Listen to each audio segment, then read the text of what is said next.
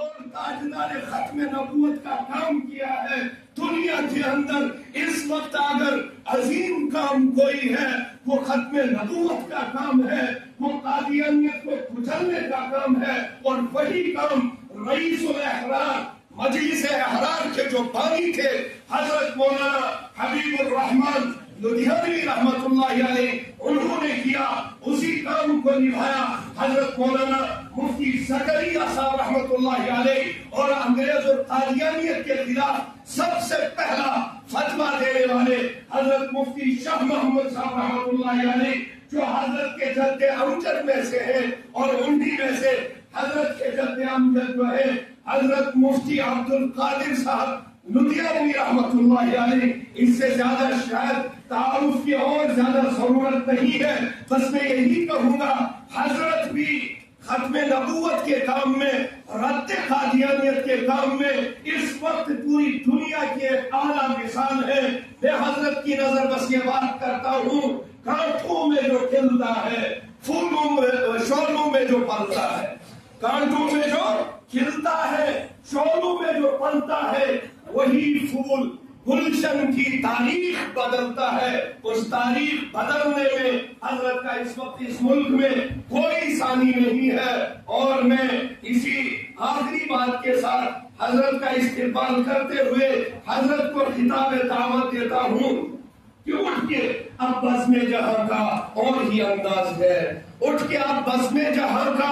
اور ہی انداز ہے، مشرق و مغرب میں تیرے دور کا آغاز ہے۔ تو حضرت کے سامنے میں زیادہ حائل نہ ہوتے ہوئے حضرت سے التماس کروں گا، جناب میری کا یہ چھوٹا سا ایک دستہ آپ کی نظروں کا، آپ کے کلام کا بہت زیادہ منتظر ہے، یہ مجمع آپ کے حوالے ہے، آپ اس کی سینچائی فرمائیں۔ وصلی اللہ علیہ وسلم۔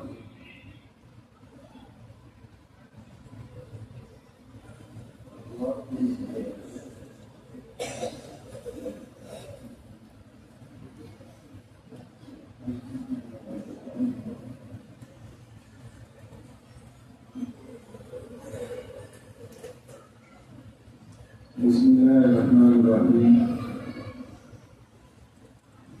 شروع اللہ کے نام سے جو بڑا مہربان اور نہایت ہی رحم کرنے والا ہے۔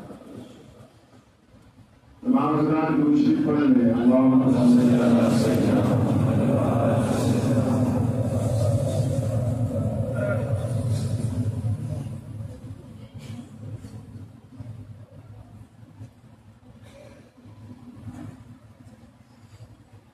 جتھے میرے حضور نے قدم لگے صلی اللہ علیہ وسلم، جتھے میرے حضور نے قدم لگے اس تھان ورگی کوئی تھان نہیں ہو، جس دیا کشمہ آست رب کھاوے اس نام ورگا کوئی نام نہیں ہو، تے جیڑی میرے حضور کا منہ چومے۔ ایک خاتون ہے نا جو ہمارے پیغمبر علیہ السلام کے چہرے پہ بار بار بوسے دیتی، تو شاعر نے اسی کی عکاسی کی، کہتا ہے کہ جتھے میرے حضور بے قدم لگے اس تھان ورگی کوئی تھان نہیں ہو، جس دیا قسمہ عرش پہ رب کھاوے اس نام ورگا کوئی نام نہیں ہو، کہ جیڑی میرے حضور کا منہ چومے اس ماں ورگی کوئی ماں نہیں ہو۔ چلو چلیے جان میں لیٹ گئی وہ چھا ورگی کوئی چھا۔ جو لاکھوں سلام اس آقا پر صلی اللہ علیہ وسلم، جو لاکھوں سلام اس آقا پر، ظلم لاکھوں جس نے توڑ دیے، دنیا کو دیا پیغام سکون، طوفانوں کے رخ موڑ دیے، اس محسن عالم نے دنیا میں کیا کیا نہ دیا انسانوں کو، دستور دیا، منشور دیا، نئی راہیں دی، نئی زندگی۔ مکہ المکرمہ میں یہ غلام جو ہے وہ چکی چلا رہا ہے، اب وہ آدھا بیچ میں کے چکی چلا رہا ہے اور رو رہا ہے۔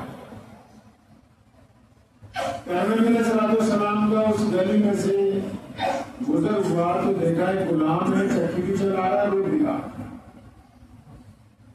نبی علیہ السلام نے اس سے پوچھا کہ بھائی روتے کیوں ہیں؟ تو غلام نے کہا کہ جناب مجھے بخار چڑھا ہوا ہے اور میرا جو مالک ہے اس نے مجھے حکم دیا ہے کہ صبح تک یہ آٹا پیس جانا چاہیے، اگر میں یہ کام نہیں کروں گا تو میری صبح بتائیے۔ جسم میں درد ہے، بخار کی شدت ہے، کام نہیں ہو پا رہا ہے، پھر بھی زبردستی اپنی کھال بچانے کے لیے یہ کام کر رہا ہوں۔ تو نبی علیہ السلام نے کہا کوئی بات نہیں، رب نہ کرو، میں تمہاری مدد کروں گا۔ اتنا کہہ کے پیارے پیغمبر علیہ السلام وہاں سے آگے چلے گئے۔ اب غلام سوچتا ہے کہ روزانہ بہت سارے لوگ نکلتے ہیں، مجھے پوچھتے ہیں کہ کیوں ہوتا ہے۔ ابھی سوچ ہی رہا ہے کہ نبی علیہ السلام فوراً واپس تشریف لائے، آپ کے ایک ہاتھ میں کھجورے اور ایک ہاتھ میں گرم دودھ کا پیالہ ہے، اس غلام کو بٹھایا اور کھجورے کھلائیں، گرم دودھ پلایا اور فرمایا کہ تم اپنے بستر میں آرام کرو۔ تو اس غلام نے پوچھا کہ یہ پیاری صورت والے صلی اللہ علیہ وسلم وہ جانتا نہیں تھا نبی علیہ السلام کو، آپ کو پتا ہے جو لوگ نبی علیہ السلام کو پہلی بار دیکھتے تھے جانتے نہیں تھے تو اپنے پاس سے کوئی نام رکھ لیتے۔ مثال کے طور پر جیسے میں آیا ہوں، اب میں یہاں کے علاقے کو نہیں جانتا تو میں نے اپنے پاس سے دوسرا نشانیاں رکھ لوں گا کہ اس طرح گلی میں جاؤں، ایک مسجد کا دروازہ پہلے دوسرا تیسرا، اپنے پاس سے ہم لوگ آپس میں ایک دوسرے کا اپنے پاس سے نشانی رکھ لیتے۔ معبد کے جھوپڑے میں جب نبی علیہ السلام گئے ہجرت کے دوران، آپ صلی اللہ علیہ وسلم نے جس جھوپڑی میں بیٹھ کے دودھ کا نام فرمایا تو ابو معبد جب شام کو آیا تو اس نے معبد سے پوچھا تھا کہ گھر میں بہت بہترین خوشبو ہے اور جانور بڑے خوش ہیں، دودھ بھی بڑی مقدار میں گھر میں رکھا ہوا ہے، گھر کے حالات بڑے بدلے ہوئے ہیں، عجیب سی نورانیت ہے، دل کو بڑا سکون مل رہا۔ اس نے عمر معبد سے پوچھا تھا کہ عمر معبد آج ہمارے گھر میں کون ہے؟ نبی علیہ السلام کا جو حلیہ مبارک ہے وہ کسی بہت بڑے صحابی نے بیان نہیں کیا۔ امام بخاری نے نبی علیہ السلام کے جو حلیے کی عکاسی کی ہے وہ عمر معبد ایک عورت کی نظروں سے کی ہے۔ تو عمر معبد کو جب اس کے میاں نے پوچھا ابو معبد نے کہ ہمارے گھر کون آ رہے یار، اتنا گھر بدلا ہوا ہے، ہر چیز میں رونق لگ رہی ہے، عمر معبد کو اچانک یاد آیا کہ میں تو ان کا نام ہی پوچھ کر بھول گئی۔ جو مہمان آئے تھے نبی علیہ السلام اور ان کے ساتھ سیدنا ابوبکر صدیق تھے اور میں تو ان کا نام پوچھ، لیکن اس نے اپنے خادم کو یہ نہیں کہا کہ میں نام پوچھنا بھول گئی، اس نے فوراً اپنی طرف سے ایک نام رکھا۔ جب ابو معبد نے پوچھا عمر معبد کون ہمارے گھر آیا تھا تو آج گھر میں اتنی نورانیت ہے، فرمایا ہمارے گھر آج مبارک آیا تھا۔ مطلب جو آنے والا تھا وہ اتنا مبارک تھا کہ اس کے آتے سب کچھ بدل گیا ہے۔ تو یہ غلام نے بھی کیونکہ نبی علیہ السلام کو جانتا نہیں ہے، پہچانتا نہیں ہے، اس نے بھی کہا کہ پیاری صورت والے صلی اللہ علیہ وسلم مجھے آپ نے کھجورے کھلا دی، دودھ پلا دیا، آپ کہہ رہے ہیں آرام کرو تو میرا مالک تو صبح کو مارے گا کر میں یہ چکی نہ چلائی۔ تو کیا فرمایا میرے پیارے نبی علیہ السلام نے؟ فرمایا نہیں تم بستر میں آرام کرو، تمہاری جگہ چکی ہم چلا دیں۔ نبی علیہ السلام ایک ایسے غلام کے لیے چکی چلا رہے جس کو لوگ انسان بھی نہیں سمجھتے اور تو مسلمان بھی نہیں ہوا تھی۔ نبی علیہ السلام نے ساری رات چکی چلائی، غلام سوتا رہا، آٹا تیار ہو گیا، نبی علیہ السلام رکھ کے آ گئے، دوسرے دن پھر شام کو گئے، ابھی بھی غلام کی طبیعت مکمل ٹھیک نہیں ہے، پھر اس کو دوبارہ کھجورے پیش کی گئی، دودھ پلایا، پھر وہ آرام کرتا ہے، نبی علیہ السلام اس کی جگہ پھر چکی چلاتے، 3 گھنٹے جب تک وہ شفایاب نہیں ہو گیا، جب تک وہ شفایاب نہیں ہو گیا، نبی علیہ السلام اس کی جگہ چکی چلا رہے۔ اور وہ مکہ مکرمہ کے قریب میں ایک گاؤں ہے، اس گاؤں کا ایک دیہاتی آدمی اپنے اونٹ بیچنے کے لیے مکہ مکرمہ میں آیا۔ اب اس نے منڈی میں اپنے اونٹ بیچے، لیکن جس بندے نے اونٹ خریدے ہیں وہ نبی علیہ السلام کو، وہ جس بندے نے اونٹ خریدے ہیں وہ اس غریب آدمی کو پیسے نہیں دے رہا۔ ابھی ایک ہفتہ ہو گیا وہ پریشان کر رہا ہے، تو اس نے مکے میں لوگوں سے پوچھا کہ بھائی یہاں کوئی بڑا آدمی ہے، کوئی چودھری ہے، کوئی یہاں سرکاری آدمی ہے جو میرے پیسے دلوا دے؟ تو کسی نے کہا کہ بیت اللہ میں چلے جاؤ جہاں طواف ہوتا ہے، وہاں 10-15 لوگ ایک طرف بیٹھ کے پگڑیاں باندھ کے بہترین کپڑے پہن کے، وہ سارے چودھری ہیں۔ اب چلا گیا بیت اللہ میں وہاں، تو اس نے دیکھا وہاں 10-15 لوگ بیٹھے، کون؟ عبیدہ بیٹھا ہے، عتبہ بیٹھا ہے، ولید بیٹھا ہے، عبداللہ بن جنان بیٹھا ہے، ابو لہب بیٹھا ہے، سارے بدترین دشمن اسلام کے۔ اب اس نے ان سے جا کے کہا کہ جناب میں نے ایک ہفتہ پہلے اونٹ لے کے آیا تھا، میں نے مکہ مکرمہ کی منڈی میں اونٹ بیچے، اب جس بندے نے میرے جانور خریدے وہ پیسے واپس نہیں دیتا۔ اب ان میں امیہ سب سے آگے بیٹھا ہوا تھا، جو سیدنا بلال رضی اللہ تعالیٰ عنہ کا مالک تھا۔ تو اس نے اس بندے سے کہا، کیونکہ جو دلال ہوتے ہیں ان کو شوق ہو جاتا ہے جب کسی کے پیسے مرے تو وہ ہم نہیں کروائے، تو اس نے کہا اس بندے سے کہ ہاں ہاں بتاؤ کس نے پیسے مارے، ہم تمہارے پیسے نکلوا دیں گے، ہمارا تو کام ہی یہی ہے، ہم سارا دن بیٹھ کے بندہ ہی نہیں کرتے،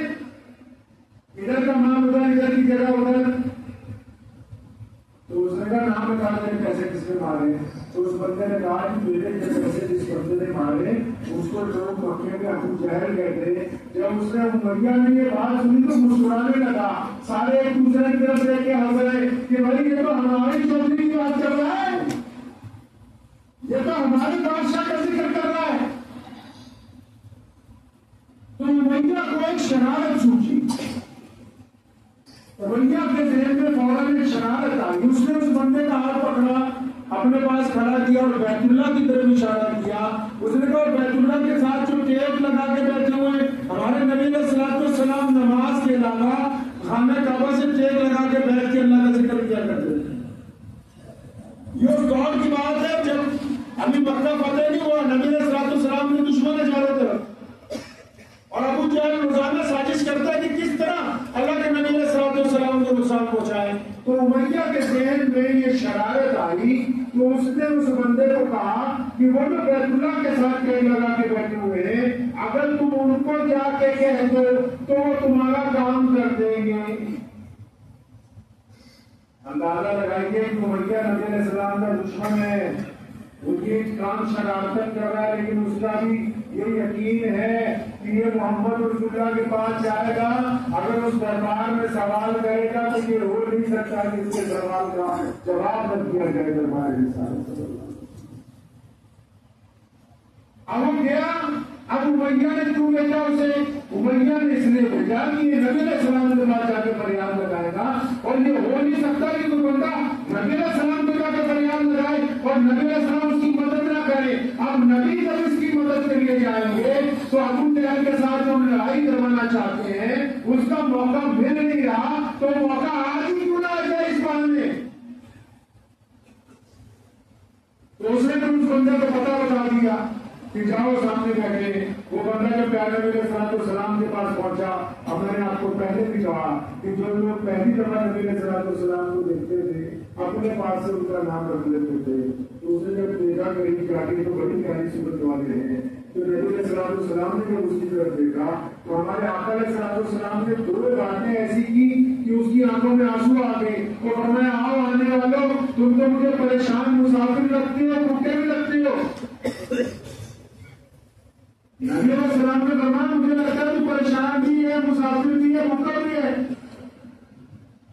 اب جب اس نے ہمدردی کے لفظ سنے اس کی آنکھوں میں آنسو آ گئے، اس نے کہا ہاں یہ پیاری صورت والے، میں پریشان مسافر ہوں، کئی دن سے بھوکا بھی ہوں۔ اب نبی علیہ السلام نے اس کا کام نہیں پوچھا، حاجت نہیں پوچھی، اس کا ہاتھ پکڑا، اپنے ساتھ لے گئے، فرمایا چلو پہلے گھر چلتے ہیں، تمہیں کچھ منہ ہاتھ دھلوائیں گے، کچھ کھانا وانا کھلائیں گے، پھر پوچھیں گے تمہاری کیا ضرورت ہے۔ انہیں جاسوس پیچھے پیچھے جا رہا ہے کہ بھائی دیکھو کیا ہوتا ہے، تاکہ امیہ کو آ کے بتانا ہے کہ نبی علیہ السلام ابو جہل کے ساتھ لڑائی ہو گئی۔